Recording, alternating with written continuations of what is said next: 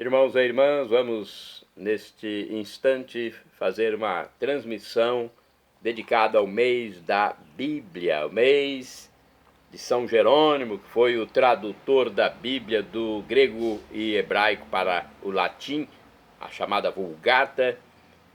Então, é um mês para reflexão da Bíblia na Igreja Católica. Para você que acessa Paulo Roberto Maciel, Maciel 7919, Paulo Roberto Maciel 6 / repórterpaulomaciel.blogspot.com e facebook.com/Paulo Maciel da Rádio.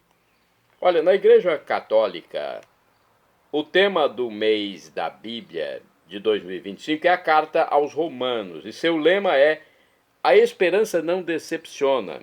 Romanos capítulo 5, versículo 5. No Novo Testamento há várias cartas, sendo aquela aos Romanos a que vem em primeiro lugar, ocupando uma posição de destaque, dando, dessa forma, uma chave de leitura para essa coleção de cartas. Na carta aos Romanos, aparece várias vezes o substantivo esperança, que também é frequente nas outras cartas paulinas, de modo que Paulo pode ser considerado como um apóstolo da esperança.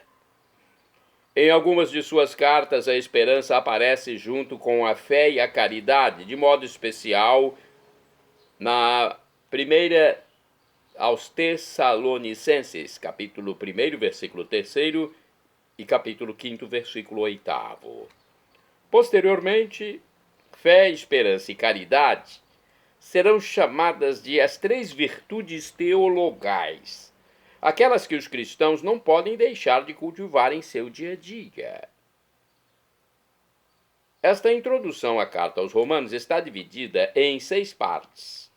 Na primeira será trazido o tema esperança na carta, pois essa é a perspectiva a partir da qual está sendo proposta sua leitura no mês da Bíblia. A segunda parte servirá para relembrar, em linhas gerais, a figura do apóstolo São Paulo, ressaltando seu momento de vida quando escreveu a carta. A terceira parte será para situar a carta aos Romanos no conjunto das cartas paulinas, levando em consideração critérios cronológicos, canônicos e teológicos. A quarta parte será dedicada à apresentação de uma estrutura da carta, que será dividida em seções, colocando em destaque o tema principal de cada seção. A quinta parte aborda, ainda que brevemente, a história da carta aos Romanos na história da Igreja. Para concluir, a sexta parte levantará a questão das faces da esperança que a leitura da carta aos Romanos pode suscitar em nossos contextos vivenciais. A esperança na carta aos Romanos. Na carta aos Romanos, o substantivo esperança aparece 13 vezes. E ainda seria preciso considerar as ocorrências do verbo esperançar em outros pontos. O capítulo 4 da carta aos Romanos é dedicado a Abraão e Sara, nossos ancestrais na fé. Nesse capítulo, Paulo argumenta, a partir do exemplo deles, que a justificação vem somente por meio da fé e não pelas obras da lei, uma vez que eles viveram antes do advento da lei no Sinai. Tampouco a justificação vem pela circuncisão. Não vem. Uma vez que Abraão acreditou antes de ser circuncidado. Abraão e Sara partiram para uma terra que não conheciam, confiando unicamente na promessa de Deus. Paulo põe em destaque a promessa da descendência, pela qual Abraão é considerado pai dos que creem, pai de todos, pai de muitos povos. E juntamente com ele, Sara, que deu à luz um filho quando já não pensava que teria filhos. Em sua argumentação, Paulo une fé e esperança. Sara e Abraão permanecem firmes na fé, porque depositaram sua esperança em Deus, que realiza sua promessa. Ou, dito de outro modo, não vacilaram na esperança, porque puseram sua fé em Deus, que cumpre sua promessa.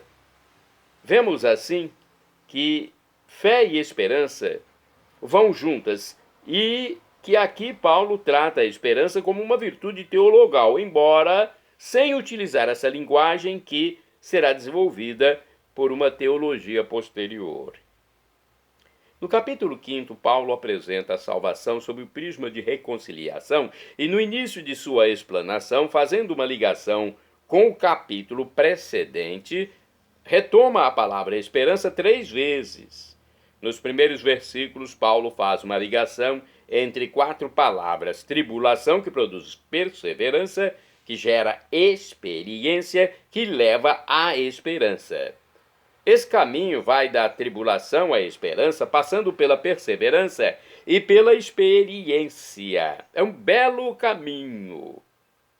É em Romanos capítulo 5, versículo 5, que está o lema do mês da Bíblia 2025.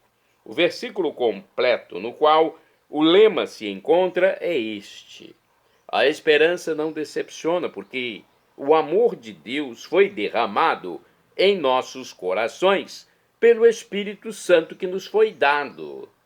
Em Romanos capítulo 8, versículos do 18 ao 25, no fim da argumentação de Paulo sobre a gratuidade da salvação, há uma perícope na qual aparecem várias vezes o substantivo esperança e o verbo esperançar.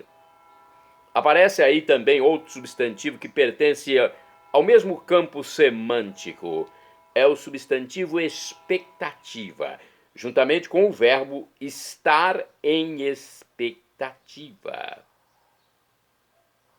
Paulo usa esse substantivo para falar da criação, que está na expectativa da revelação plena dos filhos de Deus, pois também ela será libertada da servidão, da corrupção para a liberdade, da glória dos filhos de Deus, conforme Romanos capítulo 8, versículos do 19 ao 21.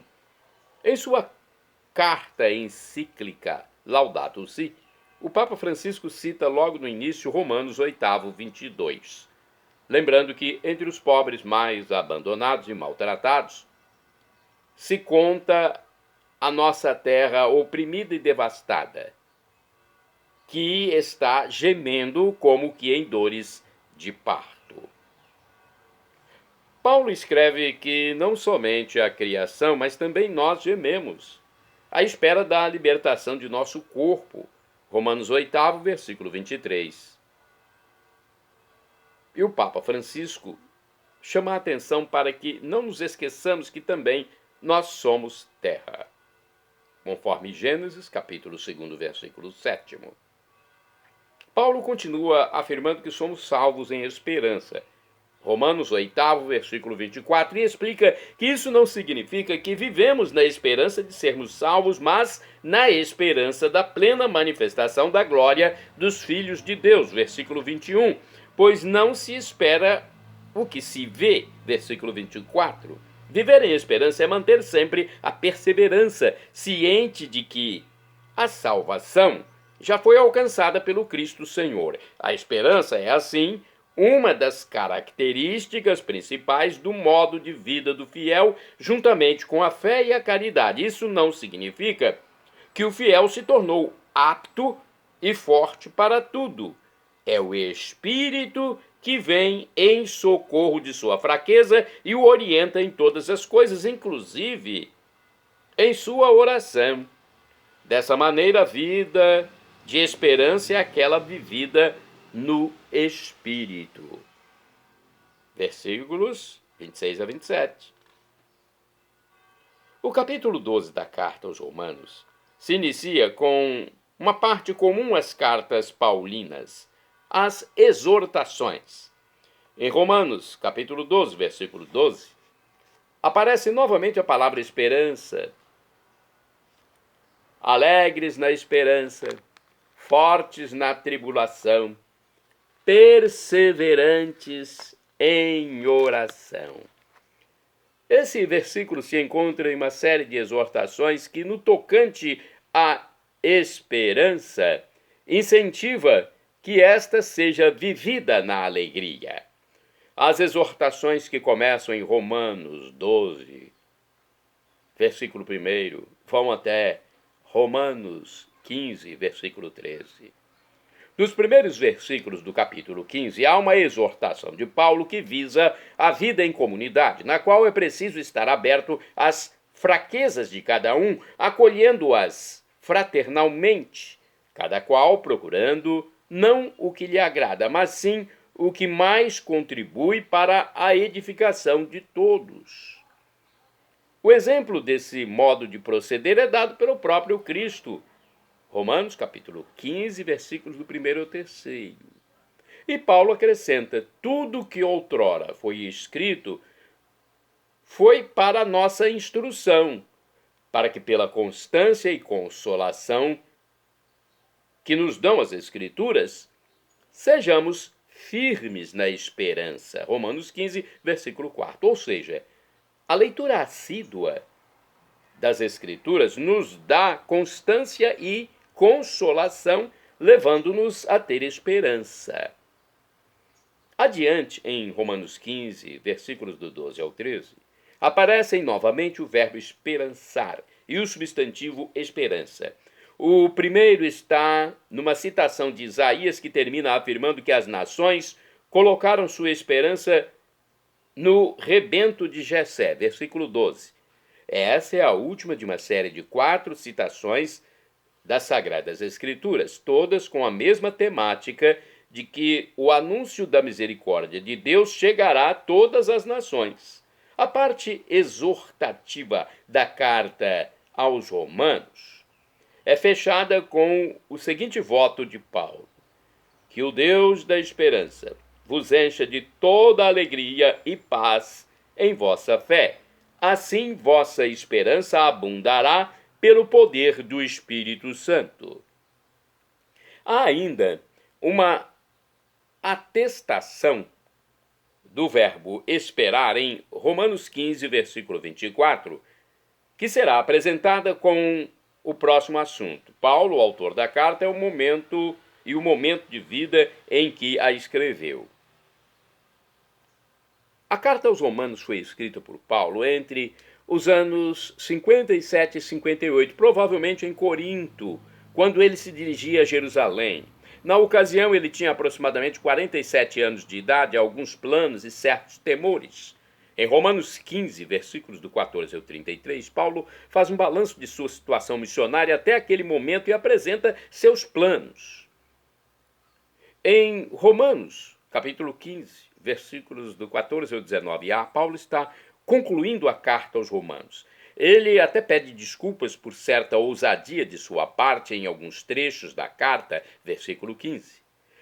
Aqui devemos nos lembrar de que Paulo não conhecia as comunidades cristãs de Roma. Ele recorda sua vocação de ser ministro de Jesus Cristo para os gentios, versículo 16. Ele também faz uma rápida retrospectiva de seu trabalho de evangelização desde Jerusalém e seus arredores até a Ilíria, versículo 19, cuidando sempre de anunciar o evangelho onde Cristo ainda não era conhecido, versículo 20. Esse princípio levou Paulo a atuar num novo projeto, o de anunciar o evangelho na Espanha. Foi por causa desse projeto que ele escreveu aos cristãos de Roma. Indo para a Espanha, ele pretendia parar em Roma, descansar um pouco, trocar ideias com os fiéis dali e esperava, sobretudo, conseguir os recursos necessários para levar seu mais novo projeto a bom termo. Versículo 24. Enquanto escrevia a carta, no entanto, Paulo estava viajando para Jerusalém para levar a coleta que as igrejas na Macedônia e na Acaia tinham feito para os irmãos de lá que estavam em situação de necessidade. Versículos 25 e 26. Essa presente viagem é que lhe causava temores. Primeiro porque ele sabia que em Jerusalém havia opositores de seu trabalho evangelizador. Segundo porque não estava certo de se a oferta que estava consigo seria bem aceita. Versículo 31.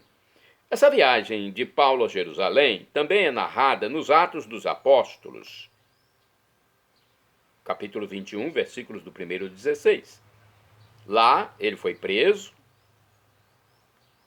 capítulo 21, versículos do 27 ao 40. Seu plano de visitar Roma se realizou em circunstâncias bem diferentes das que ele pensava quando escreveu a carta aos Romanos. Preso em Cesareia, Paulo apelou a César, Atos 25, versículos do 1 ao 12, e foi então enviado a Roma. É como prisioneiro que Paulo chega à capital do império, Atos 28, versículos do 15 ao 16. Quando escreveu a carta aos Romanos, já tinham se passado cerca de 20 anos da conversão de Paulo ao caminho de Jesus, ou seja, que ele tinha encontrado o caminho para chegar a Deus, o Pai, que já não era mais o da prática da lei, mas o da lei no Senhor Jesus Cristo. Muita coisa já tinha acontecido na vida de Paulo. Ele tinha formado uma equipe de trabalho missionário e, com essa equipe, tinha fundado igrejas nas regiões do Mediterrâneo norte-oriental, de modo especial na Ásia Menor e na Grécia. Ele tinha percebido cada vez com mais clareza que a novidade do Evangelho de Jesus Cristo não cabia na vertente teológica legalista que ele tinha recebido em sua formação religiosa. Em suas reflexões teológicas, Paulo encontrou na palavra graça uma chave de compreensão desse novo caminho para chegar a Deus, justamente porque esse também é o caminho de Deus para chegar às criaturas. Tudo que vem de Deus é gratuito. Tudo é graça. Paulo compreendeu que a eleição de Israel, seu povo, não pode ser compreendida em termos de privilégio, mas em termos de missão. Israel foi escolhido em vista de uma missão: ser luz para as nações. Isaías 49, versículo 6. Com Jesus, essa missão chegou à sua plenitude. Tinha, portanto, chegado o momento de acolher todos os povos na herança de Israel. Essas duas compreensões de que tudo vem de Deus e tudo é graça, e de que tinha chegado o momento de anunciar o Evangelho da salvação a todas as nações, tornaram muito fecundo o trabalho missionário de Paulo e de sua equipe, mas também provocou a perseguição à sua pessoa. Uma das formas que tomou essa perseguição foi a difamação. Paulo sofreu muito com isso, mas não desanimou. Quando redigiu a carta aos Romanos, Paulo ainda se ressentia desse processo difamatório contra ele. Em um cantinho da carta, ele escreveu que alguns, de maneira caluniosa, afirmavam que ele assim dizia: façamos o mal a fim de que venha o bem. Romanos capítulo 3, versículo 8. Ou seja, que ele ensinava que tanto faz agir bem quanto agir mal, pois Deus, em sua verdade que supera toda mentira, não condena o pecador. Obviamente, isso é uma deturpação do Evangelho que Paulo anunciava e que já tinha ficado muito bem estabelecido nas cartas que escrevera anteriormente. Com os avanços dos estudos bíblicos, tornou-se possível datar as cartas paulinas de maneira bem aproximada. A primeira a ter sido escrita foi a primeira carta aos Tessalonicenses, que foi tema do mês da Bíblia no ano de 2017. Nela, Paulo trata da vinda gloriosa de nosso Senhor Jesus Cristo, que ele esperava para breve, capítulo 4, versículo 13, ao capítulo 5, versículo 11, como também da importância do trabalho manual, pelo qual as pessoas garantem o sustento de suas famílias, capítulo 4, versículos do 11 ao 12. Ele escreveu essa carta com Timóteo e Silvano, quando estava em Corinto. Corinto era uma cidade importante na época, onde Paulo também anunciou o evangelho e fundou uma igreja com a qual manteve uma importante correspondência. No Novo Testamento estão conservadas duas cartas de Paulo à igreja de Corinto. A primeira é mais homogênea. Já a segunda pode ter se formado da junção de mais de uma carta. Ambas são de uma riqueza teológica de causar grande admiração. Na primeira carta aos Coríntios, escrita com Sóstenes, Paulo começa abordando o tema das divisões que surgiram naquela igreja, capítulo 1, versículo 10 ao capítulo 4, versículo 21, as quais faziam pensar que os coríntios tinham se esquecido da sabedoria e da força de Deus que se manifestam na cruz de Cristo. Capítulo 1, versículos do 17 ao 31. Chegou a escrever que os coríntios se comportavam de modo infantil. Capítulo 3, versículos do 1 ao 5. Depois segue tratando de outros problemas que tinham aparecido ali. Essa carta foi o tema do mês da Bíblia de 2008. A segunda carta aos Coríntios é mais polêmica. Nela, Paulo defende seu título de apóstolo frente àqueles que contestavam seu trabalho sem discutir suas ideias, mas destacando e atacando sua pessoa. O alvo era ele. As lidas, os perigos, as preocupações e as perseguições eram suas credenciais apostólicas. 2 Coríntios, capítulo 10, versículo 1, até o capítulo 12, versículo 13. Ele escreveu essa carta com Timóteo. Timóteo é coeminente da carta aos Filipenses, que Paulo escreveu enquanto prisioneiro, partilhando sua vida com os irmãos da comunidade. Filipenses, capítulo 1, versículos do 12 ao 26. Na carta, há um belíssimo hino que celebra o esvaziamento de Cristo, que assume a condição de escravo e é agraciado com o nome do Senhor. Filipenses, capítulo 2, versículos do 6 ao 11. Essa carta foi escrita mais ou menos na mesma época que as cartas aos Coríntios, talvez entre uma e outra. A carta aos Filipenses foi o tema de 2009, no mês da Bíblia. O mês da Bíblia de 2021 teve como tema a carta aos Gálatas, a mais candente de todas as cartas paulinas, escrita em meio ao conflito provocado pelos opositores de Paulo nas igrejas da Galácia.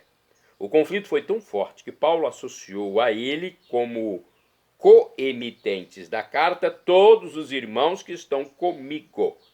Gálatas, capítulo 1, versículo 2.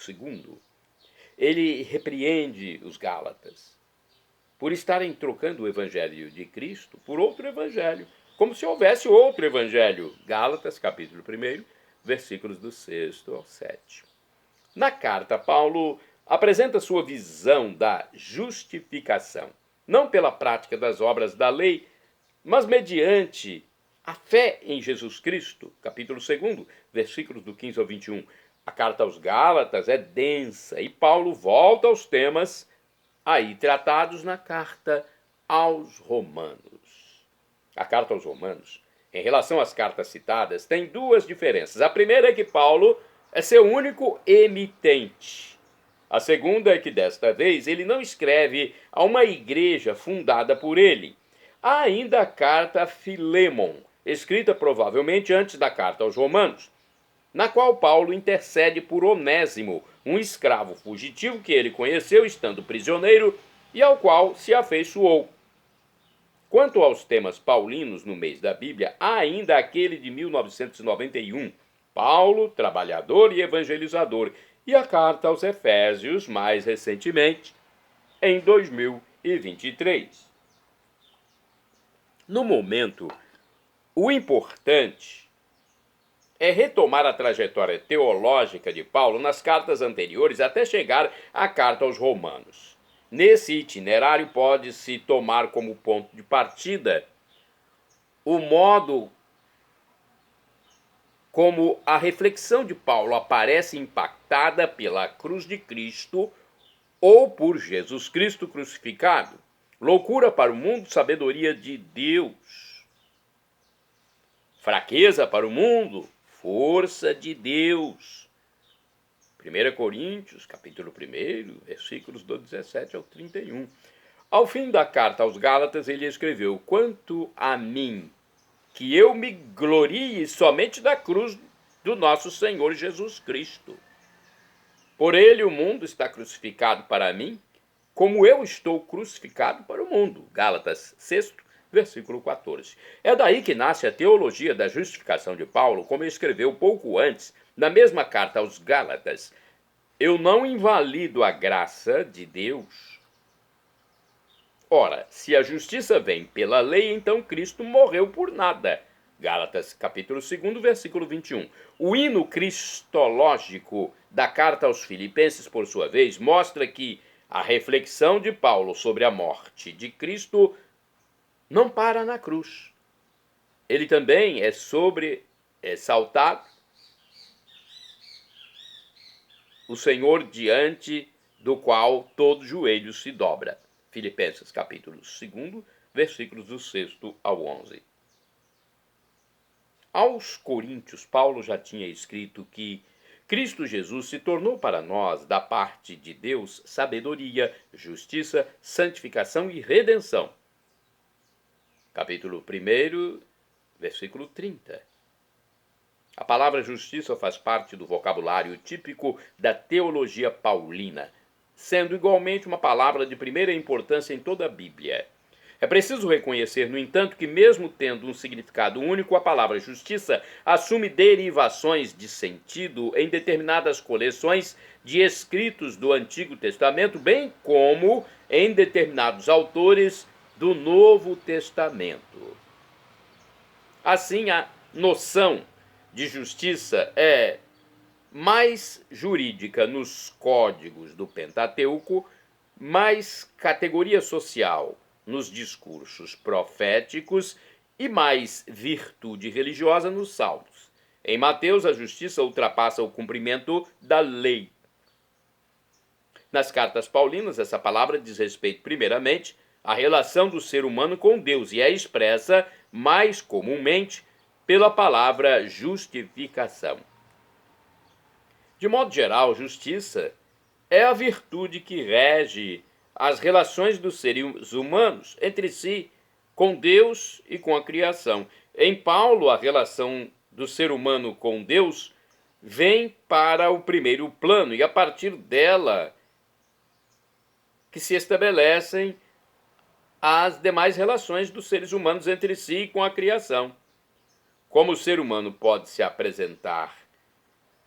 Tem uma pergunta, né? Como o ser humano pode se apresentar diante de Deus? Uma indagação. Não será como um justo do ponto de vista do cumprimento da justiça que vem da lei, como Paulo almejava antes de ser alcançado por Cristo Jesus. Filipenses, capítulo 3, versículos do 6 ao 12. Também não precisa ser como pecador, pois Deus, em Jesus Cristo, justifica o pecador, que assim, não como justo, mas como justificado, pode estabelecer um novo relacionamento com Deus, com os demais seres humanos e com toda a criação. Tal justificação é sem mérito, é gratuita, e por isso essa teologia também é chamada de teologia da graça ou da gratuidade. Quando Paulo se refere à justificação alcançada por Cristo Jesus, ele utiliza um vocabulário sacrificial, o que significa que ele a compreende como alcançada por Jesus na sua morte de cruz. Romanos capítulo 3, versículos 24 ao 26. O ensinamento de Paulo sobre a justificação entra em um conjunto mais amplo que é a sua teologia da salvação, ou soteriologia, como é chamado o tratado da teologia que estuda a salvação, e tem relação direta com a antropologia teológica, como é chamado o tratado da teologia que estuda o ser humano do ponto de vista de sua relação com Deus. Para Paulo, todos são carentes de salvação, tanto judeus como não judeus. Versículos 19 a 20. Algumas páginas da carta aos Romanos são marcadas por uma visão negativa do ser humano que, entregue a si mesmo, é dominado pelo pecado. Romanos, capítulo 1, versículo 18 ao capítulo 3, versículo 20. Sua reflexão, contudo, é mais abrangente e não pode ser vista senão em seu conjunto. Ao pecador é concedida gratuitamente a justificação, de modo que o ser humano, em sua situação real, é sempre aquele justificado. Imerso em situações de pecado, o ser humano não percebe isso, mas sabe que pode existir de outra forma. Não sabe que pode existir de outra forma, está alienado de sua verdade. Anunciar o Evangelho tornou-se, para Paulo, resgatar vidas mais conscientes de suas fraquezas, mais solidárias com todas as demais formas de vida, mais humildes e confiantes diante de Deus, de quem receberam tudo gratuitamente. Nas cartas que escrevera anteriormente, Paulo já tinha abordado essas questões, mas a partir de problemas concretos que estavam acontecendo na igreja, frente aos quais era consultado ou buscava responder por iniciativa própria, ele falava nos seus escritos. Como a carta aos Romanos não é dirigida a uma igreja fundada por Paulo, nem ele tinha já estado lá, mas estava apenas preparando sua estadia na cidade em seu itinerário de ir à Espanha, conforme seu novo plano de evangelização, pôde então escrever a partir de outra perspectiva, a qual ele próprio caracteriza como um intercâmbio espiritual, como escreve: desejo vivamente ver-vos, para compartilhar convosco algum dom espiritual, a fim de serdes confirmados, isto é, para ser consolados juntamente convosco por meio da fé comum, vossa e também minha. Romanos 1, versículos do 11 ao 12. Esse mesmo convite Paulo dirige a nós no mês da Bíblia. O próximo passo será ver como a estrutura da carta aos Romanos existe e quais são os seus temas principais. Aqui vamos ter um segmento, então, após esse vídeo, ainda sobre a carta aos Romanos, texto base da Igreja Católica em 2025. A esperança não decepciona no mês da Bíblia, setembro.